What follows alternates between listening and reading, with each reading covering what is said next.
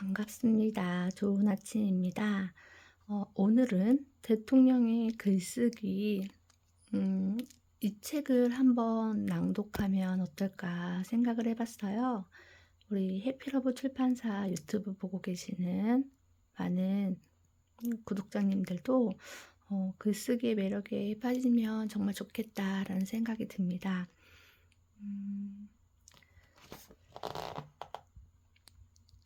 지금 이렇게 보면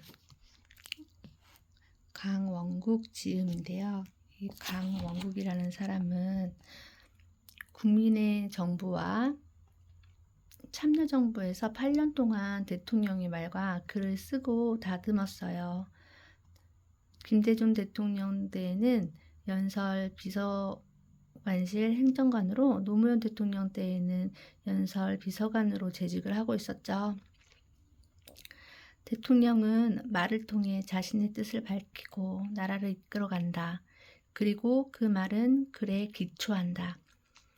저자는 두 대통령에게 어떻게 하면 가장 짧은 시간에 가장 쉬운 말로 가장 많은 공감을 일으킬 수 있는지 직접 배웠다. 또 두 대통령이 어떻게 말과 글을 통해 다수의 마음을 모으고 난국을 돌파해 갔는지 현장에서 체득하고 조력했다. 김대중 대통령은 문구 하나하나를 직접 다듬어줬고 노무현 대통령은 불러서 앉혀놓고 토론하듯 가르쳤다.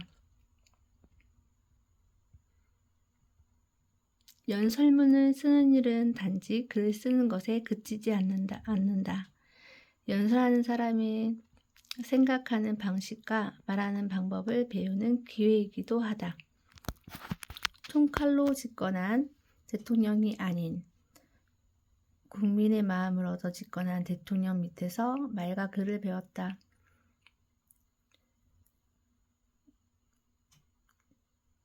두 대통령과 함께해서 행복한 8년이었다고 저자는 회고한다. 이 책은 이런 배경물의 배움의 결과물이다.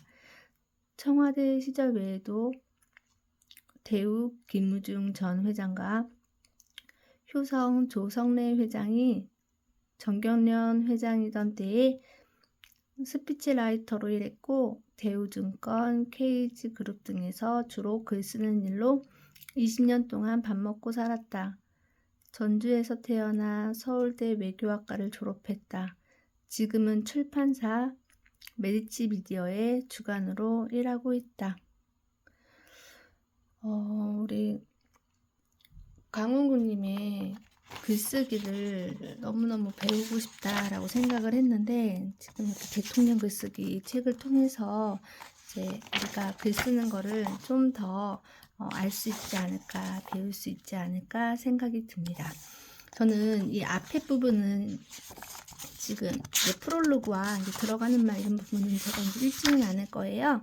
감사일산 말과 그다음 들어가는 말. 저는 읽었거든요. 근데 저는 이제 본문부터 여러분들께 읽어드려야겠다 이제 생각을 했는데, 저는 여기 부분이 너무 마음에 들었어요. 무엇보다 국민 개개인의 행복한 삶을 위해 말과 글이 살아나야 한다. 화병은 우리나라에만 있는 병이다. 왜 그런가? 표현하지 않기 때문이다. 자살률, 이혼율, 40대 암 발병률이 세계 최고 수준인 것도 이와 무관하지 않다고 생각한다. 2022년 미국 하버드 대학 연구에 따르면 자기 이야기를 할 때 활성화되는 뇌 부위가 음식을 먹거나 돈이 생겼을 때 활성화되는 영역과 일치한다고 한다. 자기를 표현하는 일이 행복과 만족을 주는 것이다. 남의 것을 읽고 듣기만 하고 내 것을 표현하지 않는 삶이 어찌 행복하겠는가.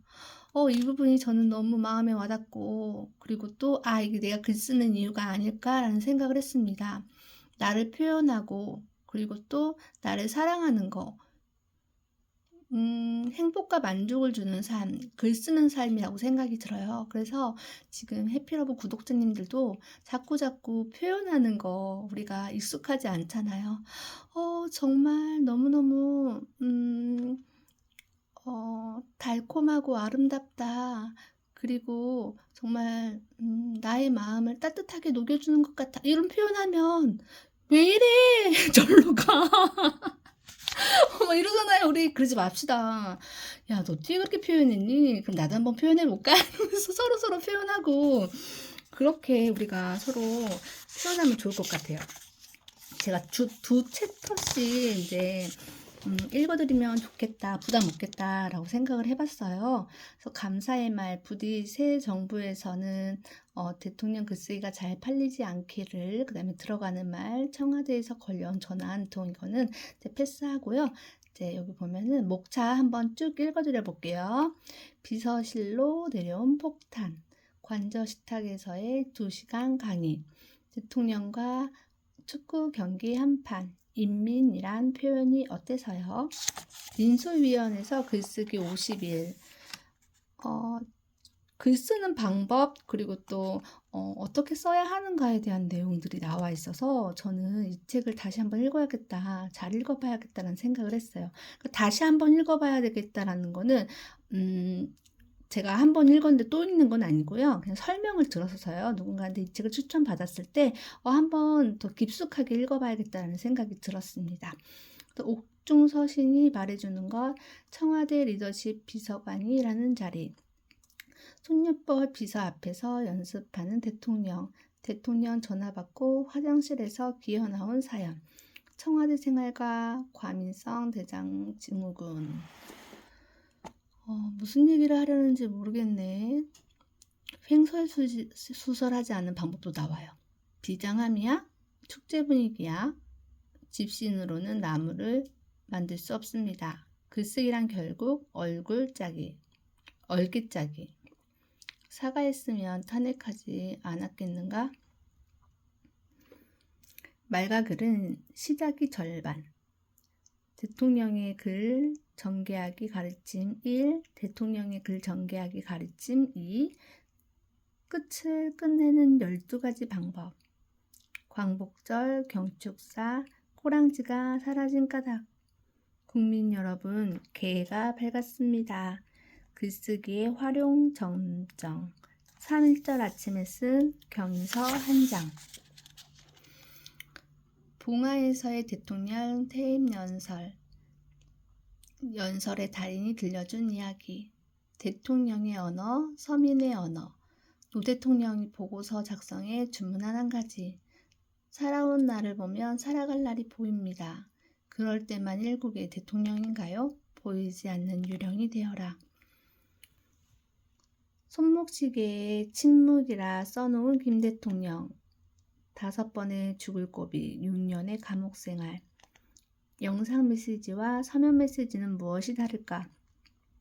어느 연설보다 위대한 웅변 눈물, 대통령과의 특별한 여행. 우리는 아무리 약해도 강합니다. 청와대 독해 제도. 하나님 뜻에 따르겠다니요. 재연정 제안은 갑작스러운 게 아니었다. 6번의 고비를 넘었다. 그가 쓴 글을 가져와 보세요. 아랫목 윗목론의 탄생, 만델라를 위한 만찬연 선물과의 인연, 예의 중시, 교감 중시, 피말리는 취임사 집필 과정, 국민을 향한 짝사랑 연서, 왕관을 쓰려는 자 글을 써라.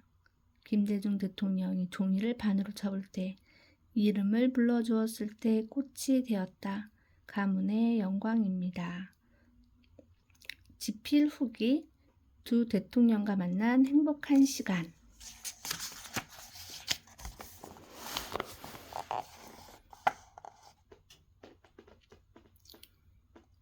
1. 비서실로 내려온 폭탄. 글쓰기가 두려운 이유.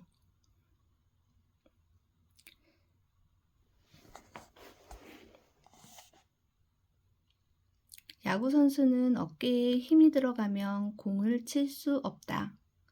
글쓰기가 어려운 이유도 딱 하나다. 욕심 때문이다. 글 잘 쓰는 욕심이 글쓰기를 어렵게 만든다. 그렇다면 당대 최고의 문필가였던 김대중, 노무현 대통령은 욕심을 안 부렸을까? 전혀 그렇지 않다. 글에 관한 한 욕심이 대단했다. 두 분이 모두 이 정도면 됐다가 없었다.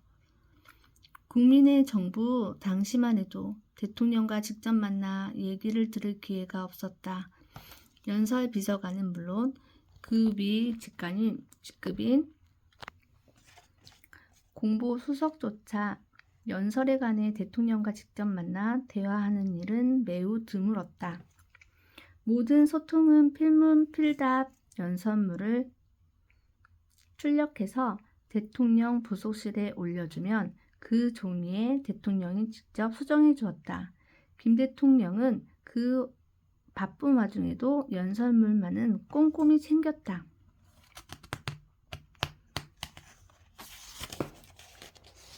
그리고 깨알 같은 글씨로 고쳐서 되돌려 주었다. 한자도 고치지 않은 적이 단 한 번도 없을 만큼 연설문에 관한 관심과 열의가 대단했다. 혹여 수정한 내용을 연설 관실에서 알아보지 못할까봐 다음 글이 어디로 이어지는지 화살표로 표시하는 자상함을 보여주기도 했고, 자신이 고친 것을 재수정할 때는 화이트를 쓰기까지 했다. 그럼에도 한글과 한자가 뒤섞여 있는 데다 한자를 약자로 흘렸었기 때문에 이를 해독하는 데에 애를 먹곤 했다. 대통령의 수정 정도에 따라 연설비서관실 나름의 등급도 매겼다. 단어 몇 자 고쳐서 내려오면 만점 수준, 한 단락을 긋고 좌우 여백에 다시 쓰면 그것 또한 매우 양호, 한쪽 전체에 가위표로 치고 뒷장에 다시 쓰면 좀 심각하다. 더 큰 문제는 녹음 테이프가 내려오는 경우다. 대통령이 고쳐보려 했지만 어찌 손을 댈 수가 없을 때는 직접 녹음해서 테이프를 내려보낸다. 이것을 우리는 폭탄이라고 불렀다. 연례 행사처럼 1년에 한 번씩은 폭탄이 터지고 연설 비서관실 구성원 모두 폭탄 하나 정도 맞는 아픔을 겪었다. 대통령은 폭탄을 녹음하기 전에 부속실에 물어봤다. 이 연설 몇 분짜리죠? 녹음 테이프에서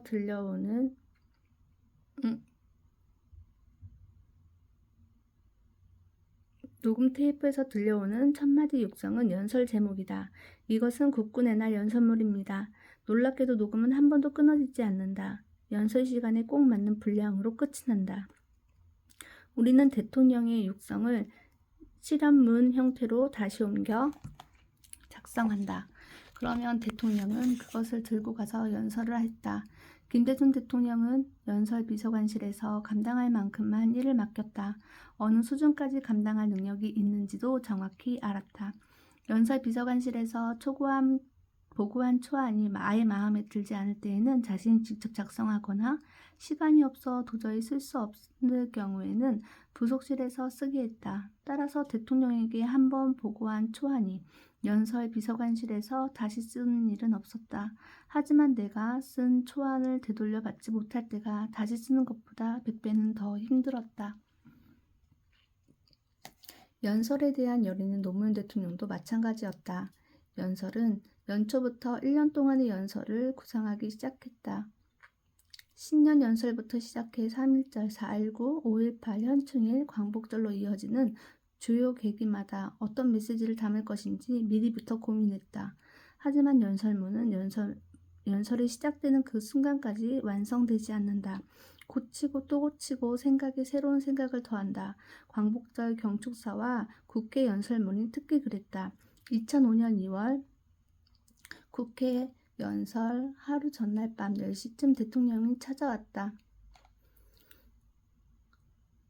관저로 올라갔다. 깜깜한 복도 저쪽에서 대통령의 노랫소리가 들린다. 회의실에 들어오자마자 대통령은 연설문을 전면 수정해야겠다며 미안하다는 말부터 꺼낸다. 1시간 가까이 구술이 이어졌다. 대통령 얘기가 귀에 들려오지 않는다. 주문한 내용으로 다시 쓰면 국회 연설 시간에 맞출 수 없다. 머릿속은 이미 자포자기 공황 상태. 사무실로 돌아와 쓰기 시작했다.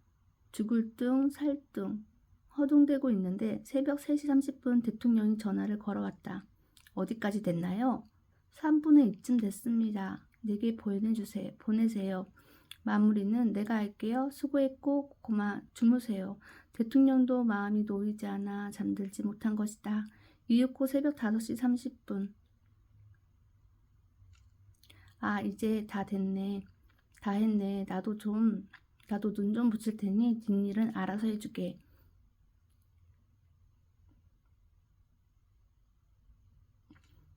몇 시간 후 대통령은 국회 본회의장에 섰다. 노무현 대통령은 이렇게 연설문에 관한 한 지치지 않았다. 끊임없이 더 나은 연설을 하기 위해 고민했고 대충 양보하는 법이 없었다. 앞서 욕심이 문제라고 했다. 그렇다면 글에 관한 대통령의 욕심은 어떻게 해야 하나? 답은 의외로 간단하다. 어떻게 쓰느냐와 무엇을 쓰느냐의 차이다. 어떻게 쓰느냐, 다시 말해 어떻게 하면 멋있게 있어 보이게 쓸 것인가를 두고 고민하는 것은 부질없는 욕심이다. 그러나 무엇을 쓰느냐에 대한 고민은 많으면 많을수록 좋다. 글의 중심은 내용이다. 대통령의 욕심은 바로 무엇을 쓸 것인가의 고민이다. 그것이 곧 국민에게 밝히는 자신의 생각이고 국민의 삶에 큰 영향을 미치는 정책이 되기 때문이다. 하지만 글쓰기에 자신 없다고 하는 사람 대부분은 전자를 고민한다. 어떻게 하면 명문을 쓸까 하는 고민인 것이다. 이런 고민은 글을 쓰는데 도움이 되지 않는다. 오히려 부담감만 키울 뿐이다.